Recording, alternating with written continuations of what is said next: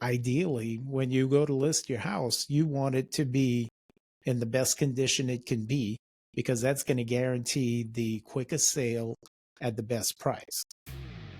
Welcome to the RE Real Estate Podcast, where we discuss buying and selling real estate in black and white. Here are your hosts, Ben Harang and Clint Galliano. How you doing, Ben? I'm doing terrific this afternoon. How you doing, man? I'm wonderful. We're coming back here after doing this buyer series of episodes, and we're going to start out with a seller series. It's going to be interesting. Traditionally, that's where most people used to meet agents before we had agency changes and all that stuff. But just looking at it through the seller's eyes will be a little different from what we've done the last 8 or 10 episodes. Yep. All right. So why don't you start us off? What's the first step from a seller's perspective?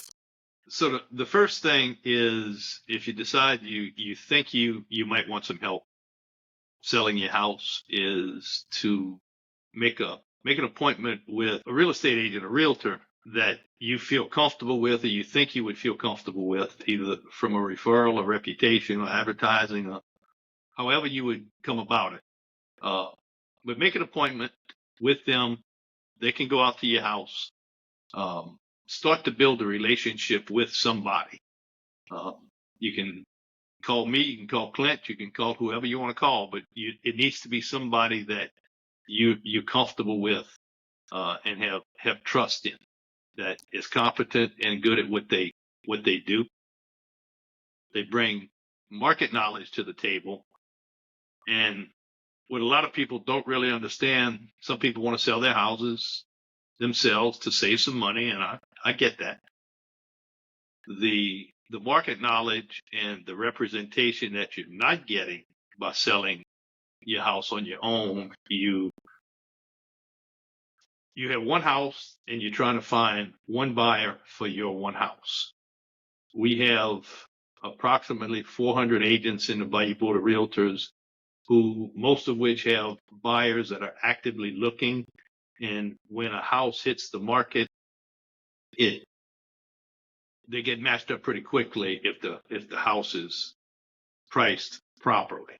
So that's the first thing that the agents bring to the table as far as listing the house.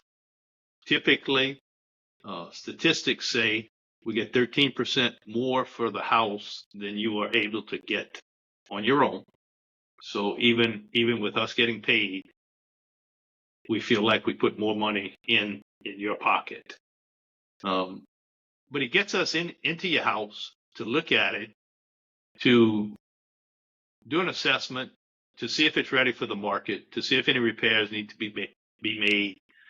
If the house is ready for the market when it hits it and you put its best foot forward, the reception that you'll get from the buyers will be a lot better than if you say, yeah, well, I'm going to paint that room, or I'm going to change that carpet, or I'm going to take the carpet out, or yeah, I'm going to fix the roof. Or all of those things, whatever you're going to do, should be done prior to actually listing it. And when we're looking at the property, not only are we looking at things that should be done from a marketing standpoint, but from an appraisal standpoint. When we get the house on the market, we get a purchase agreement on it. It's typically subject to an appraisal. And if we see things that the appraiser will obviously cite, such as peeling paint, a dishwasher that's not working,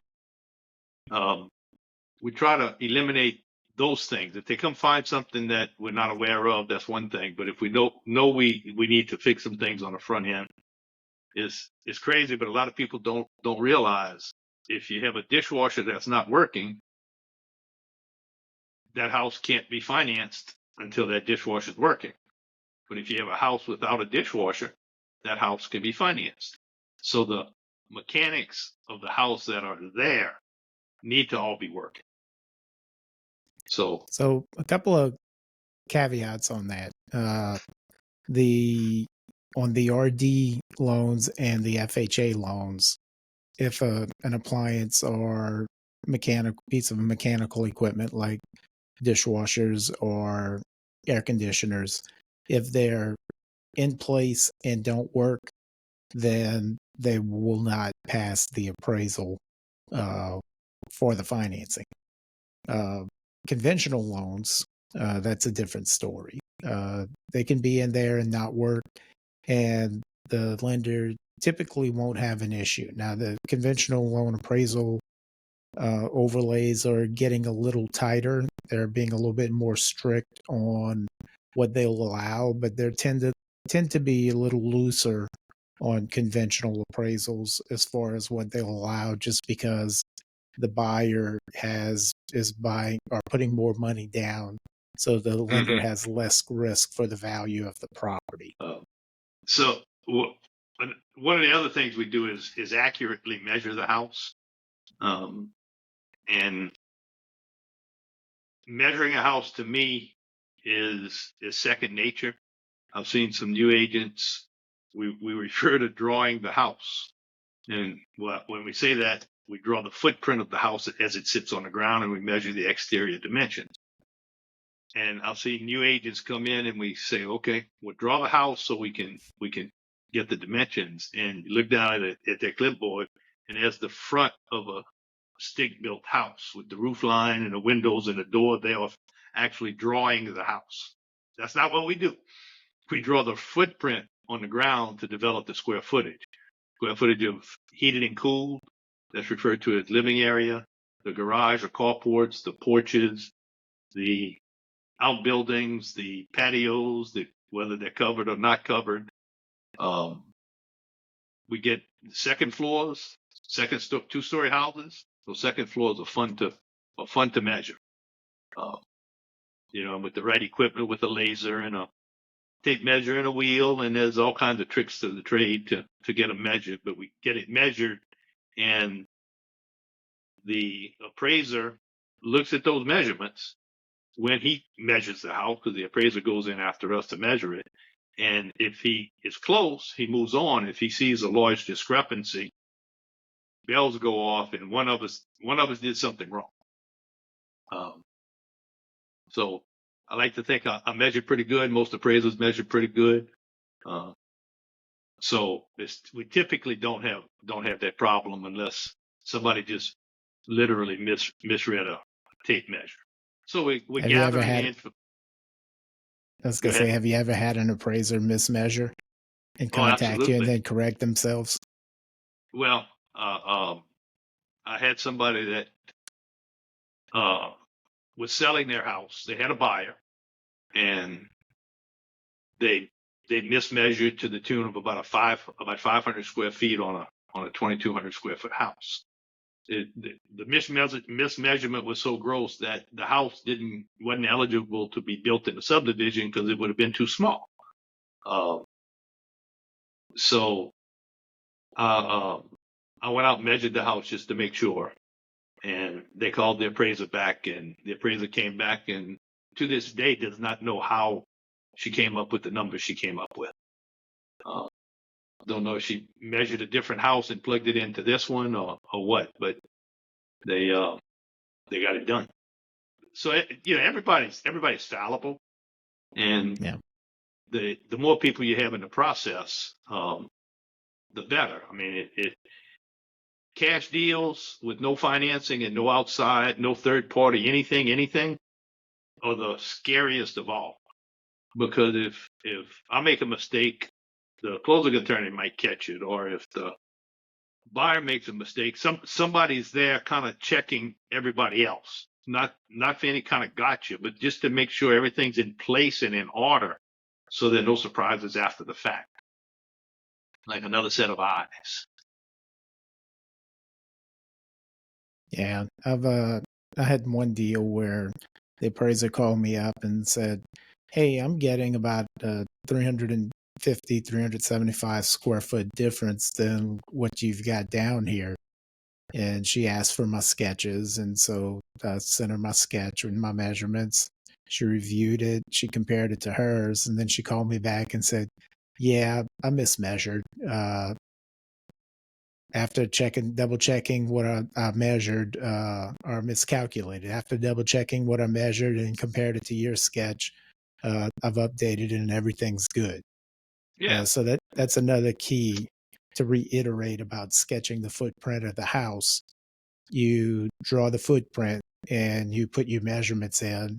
And so makes it a lot easier to do that comparison if there is a discrepancy, to see where that discrepancy might be coming from. Right. And I use a program when I measure it, so it closes and calculates, the perimeter closes and calculates the actual square footage. So if anybody comes back behind me and says, well, how did you come up with that number? Well, here's where the information comes from. So if I put the right information in, the information should be correct. So I have a good feeling. I have some confidence in the numbers I come up with are going to be accurate. The crazy thing to me is, if you have a 2,000 square foot house, an acceptable measurement is plus or minus 10%.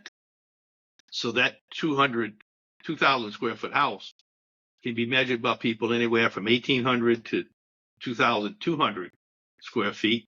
And new construction is upwards of $200 a square foot. So $200 a square foot times 200 square feet, help me with the math, but I don't know if that's 40 or 4,000, but it's a significant difference. Yeah.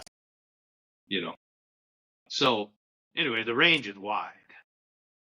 Yeah. So that was the other thing that reminds me of that I wanted to touch on.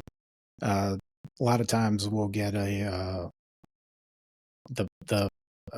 architect's plans for the home when they build and say, here's the plans for it.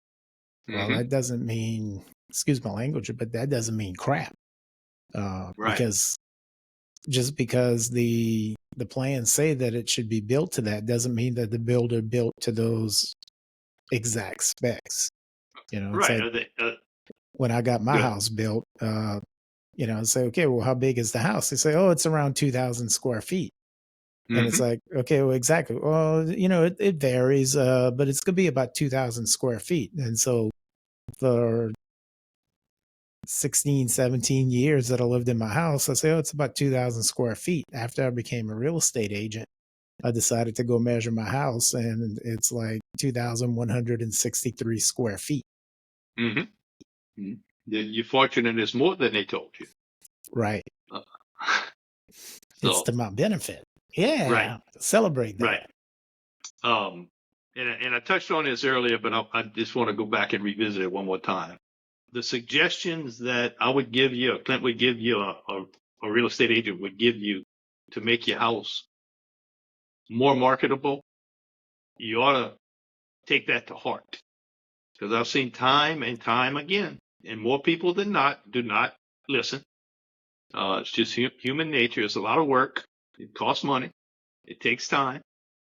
But if the people that I have seen do what I asked them to do over time, get more money, the house sells faster, and they can move on with their life for whatever reason they're selling their house a lot sooner, as opposed to, well, I'm not going to change that floor because what if they don't like the floor I put in? Well, if you have an old, dead, carpeted house and you don't change it, the buyers are going to gig the seller for that, grossly overestimating the cost of the replacing the floors. Where if the seller goes in and puts just a luxury vinyl plank down throughout the house, it's going to cost some money. And even if the buyer doesn't care for it, they're not going to gig the seller because they don't like the new floor. The floor is new. If the seller wants to change it, he can change it after the sale. Right. And I tell people, floors kill a house faster than anything. Because when people walk, and I'm as guilty as anybody else, you walk with your head down. You're looking at the floors. And if you don't like the way the floors look, you get turned off by the house. Yeah. So majority of buyers, they're, and I'm going to say this because I'm the same way. They're lazy. They might have the idea that, hey, I'll buy this and I'll fix it up. Mm-hmm. You get in it, you're not going to fix it up. I moved in my house, brand new build, and there's a couple of things that needed to be fixed. It took 18 years to fix it before we finally fixed it. You know, most buyers they don't want to fix stuff up. So ideally, when you go to list your house, you want it to be in the best condition it can be, because that's going to guarantee the quickest sale at the best price. Now, the caveat to that is that you don't want to over improve for the local market. Right. You know, so if you're in a street full of shotgun houses, you don't want a 2-story New Englander house in the middle of that street, because you're never going to get that kind of money.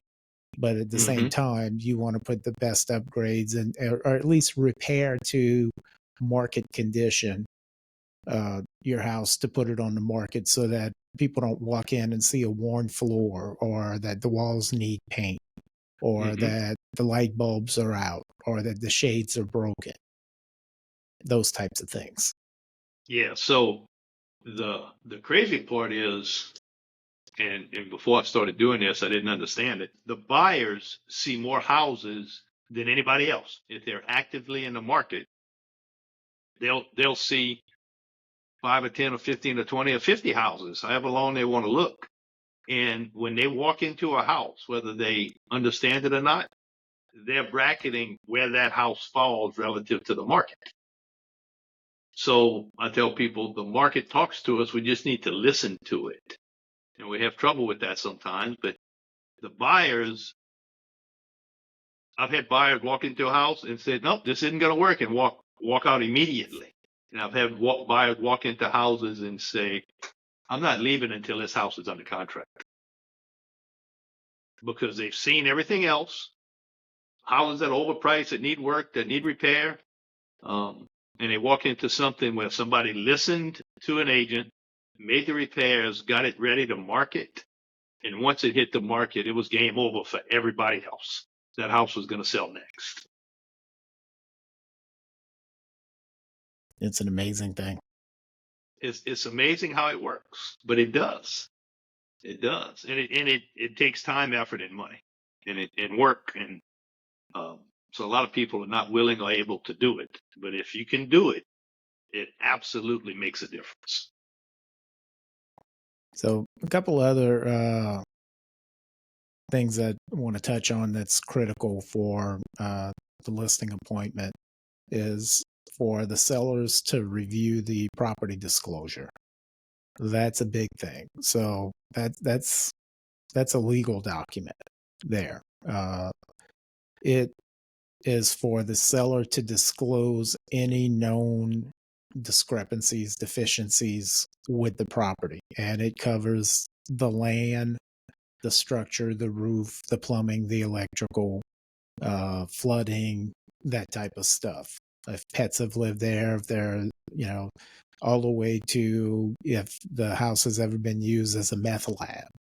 I knew where you were going with that. Everybody gets to that question. They get to that question and go, what? And it's like, yeah, it's something you need to disclose. Well, the big thing is that you fill it out to the best of your knowledge. And because if there's something that you know about as a seller and you don't disclose it, then you could get into legal trouble after the sale. Right. So those are the key things. And it's 11 pages of documents, but it's not all of it, all 11 pages that you have to fill out. But those are the things that you have to do, because it gives the buyer a little bit of the history or backstory on the home to make them feel more comfortable purchasing the home. And that document, I tell people, they'll ask, well, do I have to disclose this or do I have to disclose that? I said, if you have a question about whether or not you have to disclose it, the answer is yes. you have to disclose it. You don't want to get caught after the fact of something. Oh, I forgot about that. Well, that's not going to end well.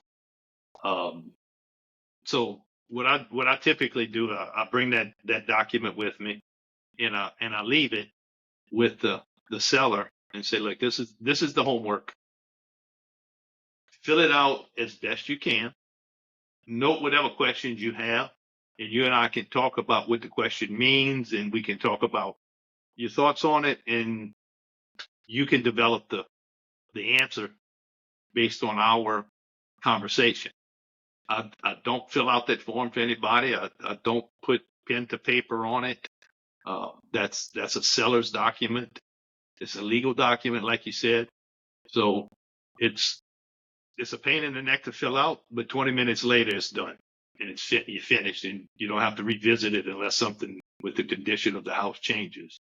And also, it asks, the flood question is, has the house ever flooded while you owned it? Prior to you owning it? It's two different questions. Typically, you don't have a whole lot of history, but if you bought a house that you knew took water once for Tropical Storm Allison in 2001 or Hurricane Ida or whenever it was, and you decide to buy it, that's okay. But that's something that needs to be disclosed to the new buyer, that it did not flood when you owned it, but you know that about a flood that happened before you bought it.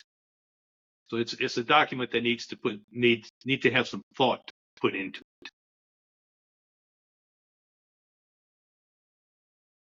All right. What else do we cover on listing appointments? I'd say we fairly kind of covered everything we wanted to talk about. I think so. But the biggest thing that I try to impress on people is work with somebody that you get a comfort level with. It's not an adversarial relationship. Whoever you hire is on your side. And we don't always tell you what you want to hear. We tell you the truth. And if we can kind of set that baseline, I think good things happen. It's when people say, well, my house doesn't need to be painted, or the floors don't need to be changed, or my house is worth $50,000 than any house ever sold in a subdivision because it's their house. That usually doesn't end well. So take the advice, sell the house, and move on with your life, because there's a reason you want to sell the house. You don't want to sell the house just to get it ready for sale, just to have a sign in the front yard, just to have people intrude on your privacy to see the house. You're going through all of that because you want to sell the house and go in a different direction. Yeah, whatever that may be. Right. And don't be afraid to talk to 2 or 3 listing agents. Interview them. Interview them and talk to them, and somebody's gonna rise above the rest. And there's good agents, there's some average agents, there's agents on the whole spectrum, but it's up to you to find them. But make sure you have a comfort level with them, and you and that agent connect. Yeah, find the agent that works for you. Right. So I believe that's it, Clint. All right. Yes, indeed. All right. That's our first episode in the listing series or seller series. Looking forward to getting this series knocked out. And we might do some interviews in the future with market professionals. So subscribe to our podcast. We're out on all the apps, on all the different podcast sites. You can go to our YouTube channel if you want to look at our faces made for radio, and subscribe to that. We also have a playlist of some shorts, so it's some little clips of pertinent segments of the podcast, and we're slowly going through them and putting them out there. So like, subscribe, share with your friends if you got some interest. Okay, we're gonna try something different next week. I think Clint and I were talking before we we got online that Clint and I are obviously in 2 different locations. We're about 12 miles apart.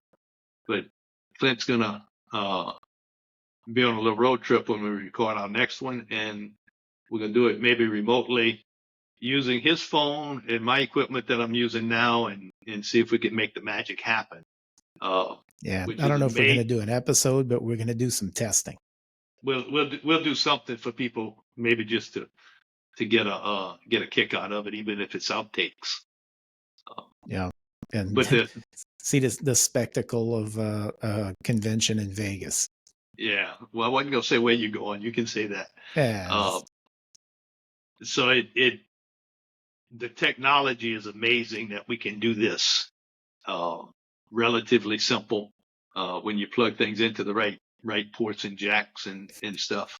I'm not going to tell you we had a problem with my equipment before we went on because something wasn't plugged in right. But to be able to record this in 2 different locations, put it out on all the different platforms, and actually have it out there still amazes me in my simple mind. So I hope you enjoy it. Hope you get something out of it. If you have any questions, comments, leave them in the comments, and we'll try to get to them in the next podcast. All right, Ben. Clint Galliano signing off. All right, Clint. Have a good one. All right. Bye-bye. While we may discuss topics such as lending, interest rates, title law, real estate law, and appraisals in addition to real estate sales and transactions, please remember that we are only trained and licensed as real estate salespeople in Louisiana. The information shared on this podcast is for general purposes only and should not be taken as legal or financial advice. We may be agents, but unless we have signed paperwork stating otherwise, we are not your agents.